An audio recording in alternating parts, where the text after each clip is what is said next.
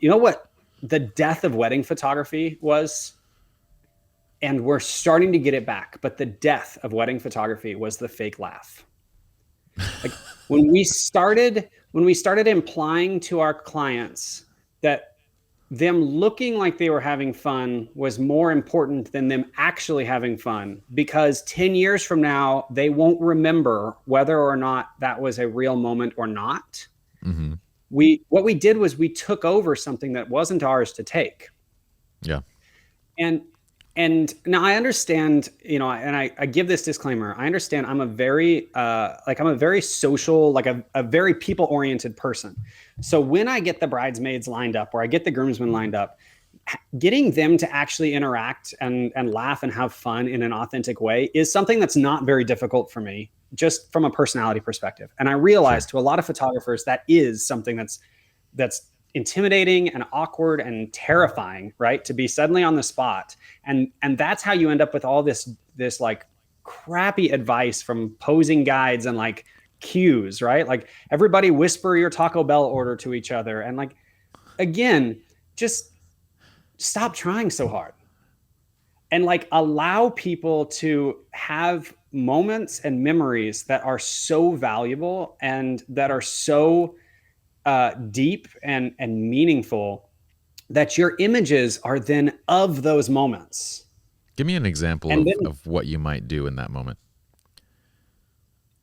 uh, like to get the bridesmaids to like laugh and have fun, or Yeah, what, like what do you mean? anything that can be like an authentic sort of cue to get them to actually emote in a way that is authentic. Yeah. Okay. Let me go a step further to something that's even more coined, right? So, 10 years ago, I don't know who the photographer was, and it probably wasn't 10 years ago, but some photographer 10 years ago had this brilliant idea, remarkable idea that was transformational in our industry, in the sense that it was, hey, I never get enough time with the bride and groom together on their wedding day Mm-hmm. to create art, and it always feels forced and it always feels staged. So what I'm going to do is I'm going to talk them into not being traditional, and I'm going to give them this opportunity to see each other for the very first time with nobody else around. Mm-hmm. And I'm going to make that moment so special that those images tell this story of intimacy and vulnerability and just love.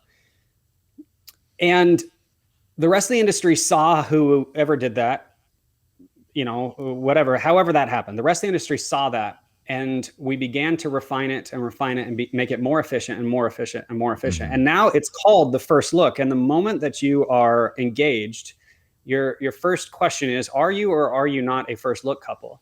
Mm-hmm. And then here's how this works. The bride walks up behind the groom and she taps him on the shoulder. And if the groom knows what's good for him, he turns around and he covers up his mouth and he says, "Oh my God, baby, you look amazing." And she steps back and turns around so he can see the back of her dress. And then he grabs her by the hips and they kiss.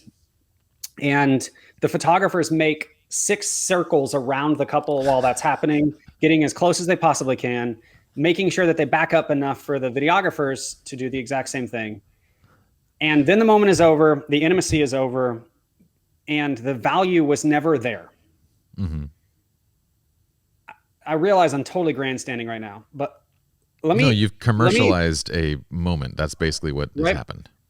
So here's another option, right? And this is actually like how about a true story? Here's a true story.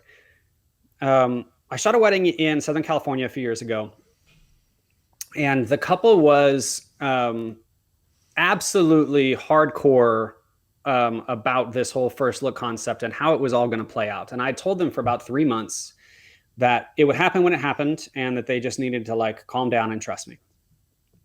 Um, and I could see that the groom was sort of, I don't know, freaking out. Honestly, he was surrounded by guys that were like drinking too much. The music was too loud. He was just anxious. So I walked in, I grabbed him. I say, "Hey, Jason, come here, buddy. I just want to like spend a few minutes with just you, if that's cool." And so I took him out, kind of took him down as a golf course near Dana Point, like Laguna Beach area. I'm sorry, Huntington Beach area.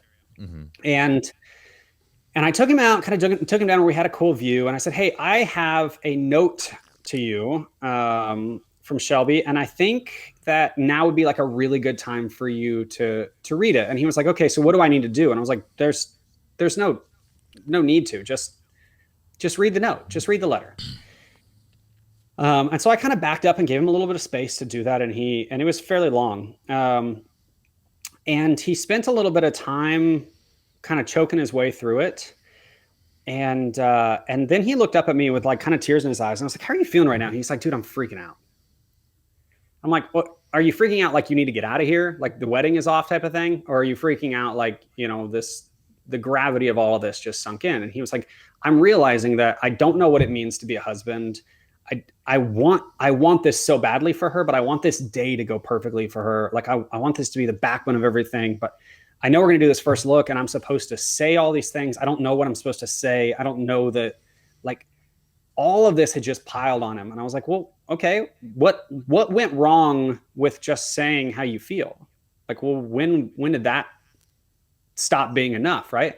And his response was, "There's no way I could adequately put into words like what this day means to me, how beautiful she's going to look. Like, there's no way I could do it." So I said, "Hey, do me a favor. No matter what happens over the course of the next 30 to 45 seconds, don't turn around."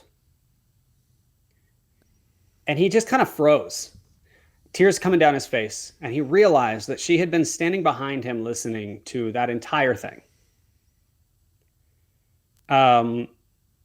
We'd walked her up behind quietly and spread her dress out, the whole thing, knowing that at any moment, the only thing that could have gone wrong was him hearing her and turning around and seeing her for the first time, and it would have been perfect, right? Mm-hmm. But instead, she got to hear his heart, like truly hear his heart. And it wasn't something I created. It wasn't this choreographed thing. It was just, I just provoked a little bit and allowed him to have some space to have real emotions. And so I said, "Hey, Shelb, do me a favor. Can you just come up behind him and wrap your arms around him?" And I said, "Guys, here's what's going to happen. You guys are about to see each other. No surprises, no weird tap on the shoulder moment. You're about to see each other. But there's a lot of emotion, a lot of anxiety into what goes into this day. So why don't we do this? Why don't I just back up? I'm going to keep shooting, but I'm going to ask you guys to just close your eyes and just take a few moments to just be silent together, like just present. When you have the words to say, turn around and say them. But as long as you're still trying to formulate them, just be still." And they spent about 5 minutes, both of them just crying with their eyes closed, holding each other. And when she opened her eyes, all he did was just gasp. Like, guys, that's the actual power of what we're doing, what we're capturing. And those photos, both with their eyes closed and her being set up behind him and him reading the letter, like those photos have infinitely more value than a staged first look because it was convenient for me as a photographer.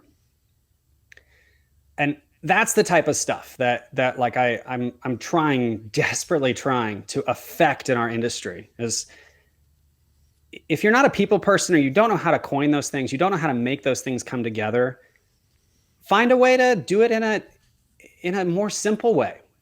Put the bride and groom at the opposite side of the street and just say, "Hey, go get each other." Mm-hmm. Like, take away all the cliches and all the cheesy crap and all the stuff that is like convenient for you as a content creator, and be an artist again, and realize that like what you're capturing has value. It has lasting, it has eternal value.